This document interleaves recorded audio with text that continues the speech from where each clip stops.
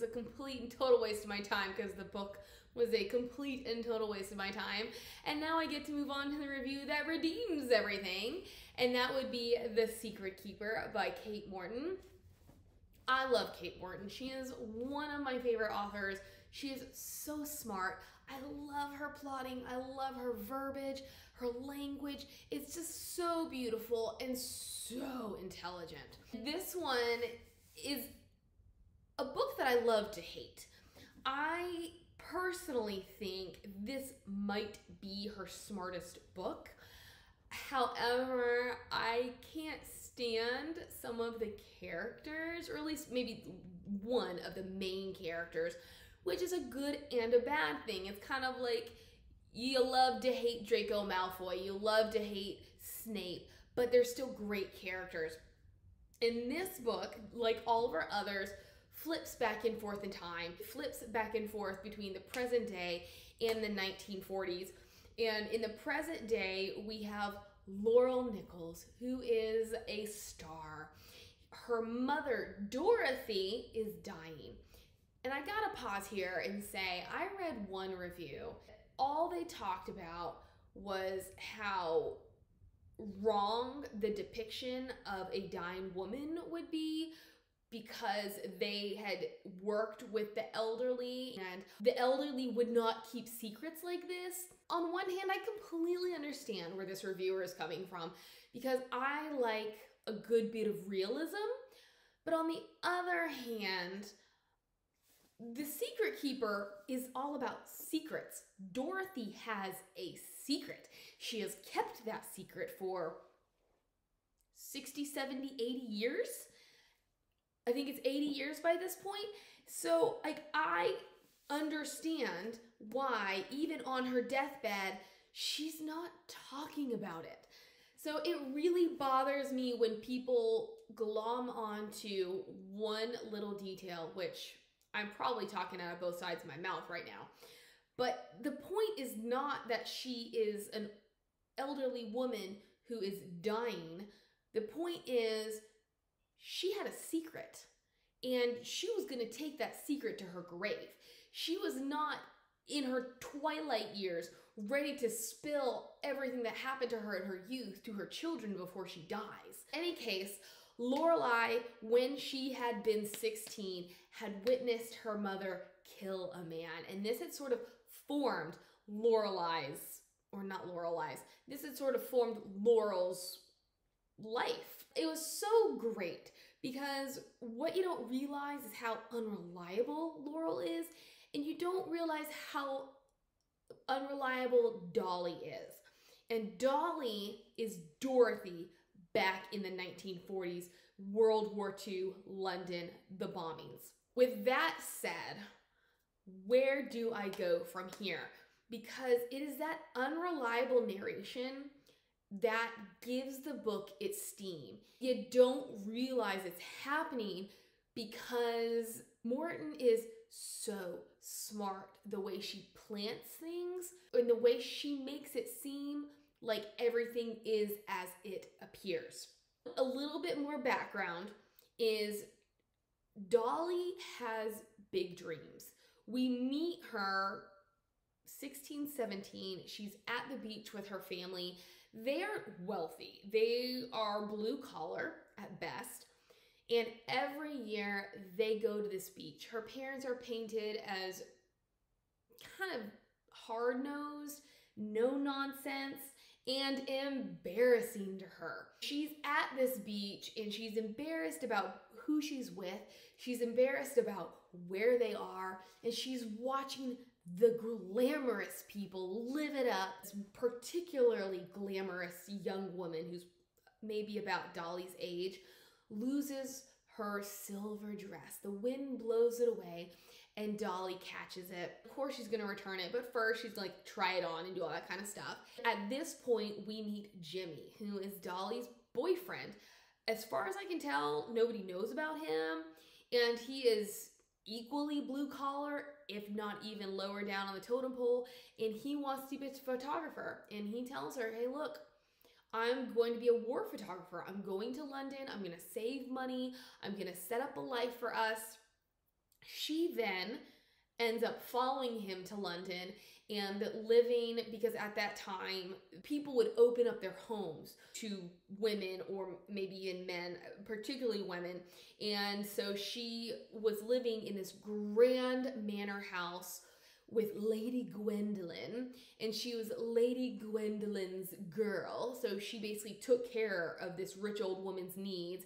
And there were a couple other young women that lived in this house, but she was like high on the totem pole, or at least she thought she was. And that's the thing about Dolly, is we don't realize that what she's telling us is all in her head.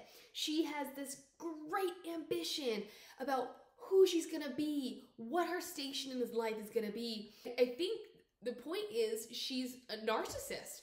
So you don't know she's a narcissist because you're only getting her point of view, and the way that Morton sets things up, everything else supports it. So Dolly has now been in London for X amount of time, and she has formed this dear friendship with the woman across the street. She's very wealthy, married to a well-known author, and her name is Vivian. She and Vivian, are the best of friends, only for us to eventually learn that is all in her head. We get all these instances where like they share secrets or they have all this stuff going on together, but then we never actually see them together. And then there are those moments where they're supposed to be together and Vivian doesn't show up. So now we're like, oh, maybe Vivian's not that great of a person. And then at this place that they both volunteer, one of the other volunteers is like, oh, Vivian's locket broke and I found it. I need to get it back to her, but I'm about to go out of town. Dolly's like, oh, I'll give it back to her. She dresses up in some of Lady Gwendolyn's old things, heads over to the house, only to be greeted by Henry, Vivian's author husband. He's kind of like grilling her, and they're sitting there, and obviously Vivian was supposed to be home, but she's not home. So we're like, what's going on here? And Vivian shows up. And what do you think happens? But she's like, I don't know this woman. So now Henry is like, oh, but she said she's your best friend. So like, what's going on here? And now Dolly is feeling the utmost of slighted. She is telling Jimmy what a terrible person Vivian is. She comes to the conclusion that Vivian is cheating on Henry. Now that she has been slighted by Vivian, and then Lady Gwendolyn ends up dying because she chokes on a piece of candy and Dolly can't do CPR, and she had been led to believe that Lady Gwendolyn was going to leave her this grand manor house and all of her wealth, and it turns out that she's left a few moldy coats, most of which she had donated to a clothes drive. She believes that Vivian had been saying negative things about her to Lady Gwendolyn. So now she's destitute, and she blames her new lot in life on Vivian. She comes up with a plan with Jimmy, who's actually a really great guy. And I gotta say that, like, Dolly is the character that in the aftermath of all of this, I can't stand her. She's a great character, but when you know it and then you reread it, you're just like, holy cow, get out of your own head. Like, get out of your dreamland. None of this is real. But Jimmy is very level-headed. First off, I don't know what she sees in him. He's apparently extremely handsome, so I'll give her that. But they're so opposite, and her grand ambitions do not align with his lot in life, with what he'll be able to provide for her. So I don't see, even in her dreamland, how she thinks he's going to be able to turn it around. So that's one thing. But on the other hand, I don't know what he sees in her, except that she's extremely attractive as well. Because as sensible as he is as how nonsensible she is. So I'm like, what about her is attractive to you? You don't enjoy the falsehoods she weaves, the stories she creates, the dreamland she slips into and drags you in with her. So why are you with her? Anyways, Dolly comes up with this grand scheme. She's like, okay, Jimmy, you and I are going to catch Vivian in the act. We are going to catch her because apparently Vivian was doing a lot of volunteer work at a children's hospital, an orphanage. Dolly was convinced that Vivian was having an affair with the doctor at this orphanage. So she enlists Jimmy to befriend Vivian, and he gets her to take him to this orphanage because one of the orphans there had been somebody that Jimmy had taken a picture of, and he was like, I just want to see her. Can you take me? I want to see how she's doing. They go, and she's like, but this is the only time. I don't want to know your name. Like, we're not going to be on a first name basis. This is how it is. And he manages to continue to return. And one day he follows her into this other wing of the hospital. He is totally expecting to see illicit things, got his camera ready, only to find her practicing to play Peter Pan with a bunch of the children from the orphanage. He gets himself involved in this play, and over the course of time finds that he's falling in love with her. He is seeing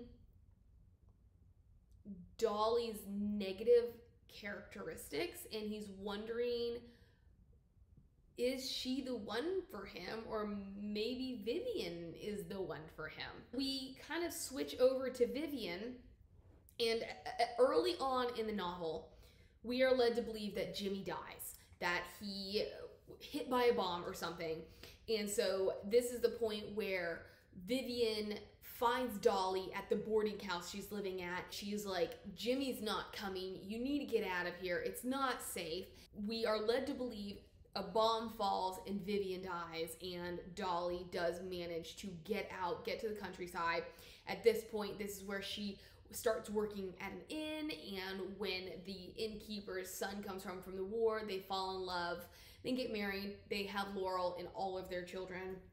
And then at the baby's birthday, this man, Henry Jenkins, approaches Dolly, and she ends up stabbing him with the cake knife. Because Laurel witnessed it, she comes forward and tells the policeman, oh, this guy was sinister, he was threatening, Dorothy was defending herself.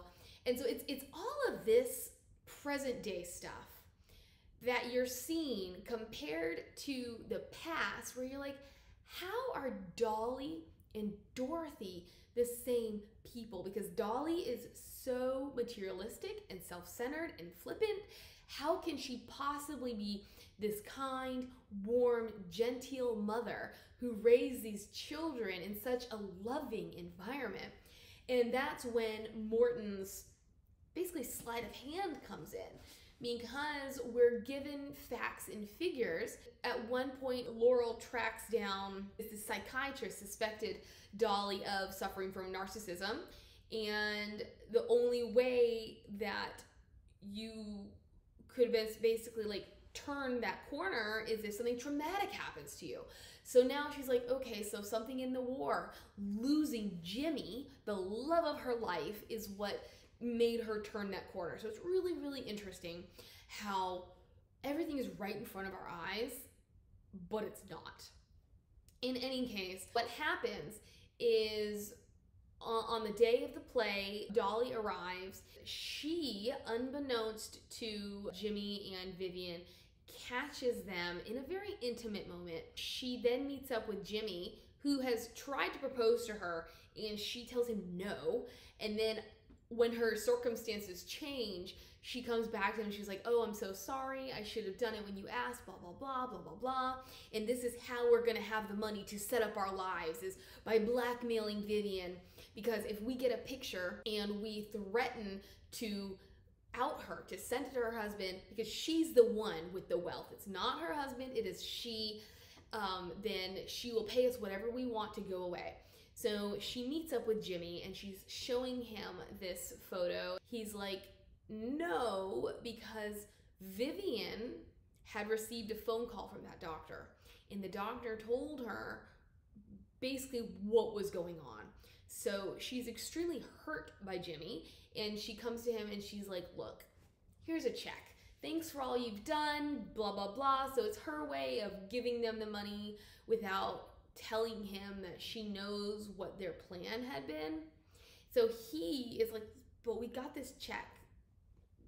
We like, and he's so affronted by the fact that Dolly came to the performance not to support, but to entrap. And so he's like, we're not gonna send this letter. But what they don't know is that Dolly accidentally knocks the letter off the table. She's wearing the one coat Lady Gwendolyn left her, and it's so big and furry and whatnot that she doesn't realize she knocks this letter off. This restaurant ends up getting bombed. Some of the people going through the wreckage, one of the women finds the letter and she's like, oh my gosh, I need to mail it. It ends up getting into Henry's hands, and here we're getting into some spoilers. Henry, not a good dude, extremely abusive. The backstory with them is Vivian, and I wish I could have gotten more Vivian. I thought she was incredibly interesting, but she originated from Australia, which is a theme you'll find in Kate Morton books. She is Australian. Apparently she lives in London now. So a lot of her books take place in one or both places, largely in London, with just some starring appearances from Australia. But Vivian was from Australia. She did something to a classmate, so as punishment, she was not allowed to go on a church picnic. Her family goes off this church picnic, and whether or not it's actually true, we're led to believe that in order to get back to her sooner, they leave early and they drive off of a cliff, something. And so now she's an orphan. She's taken in by her aunt. She's a very vivacious child. And even though in the aftermath of her family's death, she is no longer vivacious, her aunt is like, I don't want to take care of her. So she somehow locates the mother's brother, who is in England. He is wealthy. He adopts her. He brings her to England. And this is how she's introduced to Henry Jenkins, because he is a protege, a student of her uncle's. It doesn't seem like there's much choice in the matter for her, but it's arranged. They are married. She does not appreciate the way that he portrays her in his novels. She does not appreciate the way that he abuses her. What she does is every time he beats her, she retreats into herself, and she just waits for that moment she could join her family, because in the aftermath of their death, so during that interim, she had gone to the creek and she had fallen asleep, and she, after that, was convinced she was still asleep and she was waiting to wake up. That's kind of the place that she goes back to whenever he beats her. Henry Jenkins, not a good dude. He enlists his men to find Jimmy and kill him.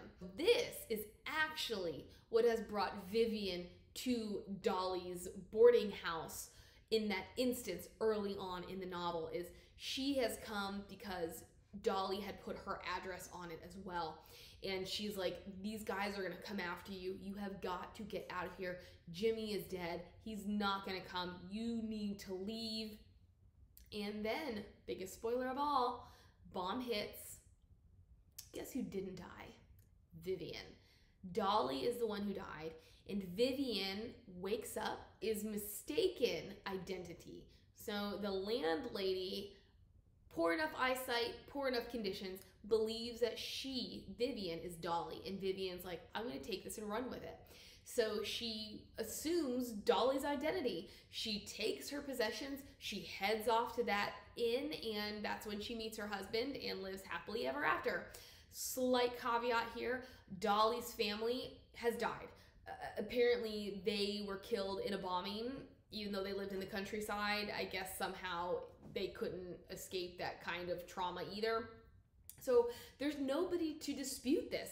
Jimmy has died, Dolly has died, Dolly's family has died, Vivian has no family, so there we go. What we do learn is that Jimmy never actually died. Vivian, before she went to find Dolly, had redone her will, and she had left everything to Jimmy's father, who was suffering from Alzheimer's. And so he's like, what's going on here? And Jimmy had been beaten up, had been thrown into the river. However, he had not died. But when they fished him out of the river, they just assumed that he was some kind of a thief or miscreant. So they conscript him into the military. This is where he becomes really famous for his photography. When he comes home, he's like, what's going on? Because obviously Henry Jenkins had been kicked out of his house because it was Vivian's house. And now, you know, that's what Jimmy and his dad are going to live in. And so then we have this instance in which Laurel realizes she met Jimmy, because there were certain things that she had found, and one thing that was really nagging on her was a letter with a stamp of Queen Elizabeth. And I still don't really know how this plays into anything, but somehow this stamp leads into an encounter she'd had, because Jimmy had tried to find Vivian. He had located her on her, like, the day she got married, or like on her honeymoon. But then he had come to their home. I guess Vivian / Dorothy was away. So he had this chat with Laurel, because Laurel was trying to do cartwheels and she needed someone to hold the gate open for her, and he did, and this, that, and the other. Henry Jenkins was killed because, yeah, he finally found Vivian. Why he thought she was alive, I don't quite know. Maybe it was that mean, vindictive side of his that just made him convinced that she couldn't have died. End of the book, yes, Dorothy / Vivian does die. The family is, I mean, all the children are kind of left grieving, but at the same time healed and come together. I don't remember how much Laurel actually shares with her sisters. She does at some point enlist her brother Gerald, which I thought he was a little confusing, because he's the baby. He's Gerald. He's Jerry. He's the guy that all of the sisters love. Yet he's very enigmatic. He's apparently incredibly intelligent. This naturally leads to forgetfulness, like an absent-minded professor type. And so he never comes to visit his mother. He never answers his phone. He never returns messages. Eventually, Laurel tracks him down, and they have this chat where he's like, you know, telling her things where he realized some things were not right in their childhood and growing up, and he knows that she lied to him about it, and so they sort that out. And this is when she enlists him to help her, and, you know, we finally start getting our answers. But the Secret Keeper was just so intelligent. I absolutely love that no matter what, like, I always know to take everything Morton writes with a grain of salt. And I still get it wrong. So I love the way she fools me, but she continues to entertain me, and everything makes complete and total sense, and I will never, ever, ever see the truth. She actually has another book coming out in 2023, which is next year for me. I don't know what year it is for you when you see this review, but I'm so excited, because the last book that she came out with was The Clockmaker's Daughter, and I believe that was like 2017, 2018. I remember loving it while I was going through reviews. Apparently a lot of people didn't love it, so I'm interested to reread it, because I think I've only read it once. I've read the rest of the series half a dozen times. That is The Secret Keeper. What is your favorite kind of writing? Do you like mysteries?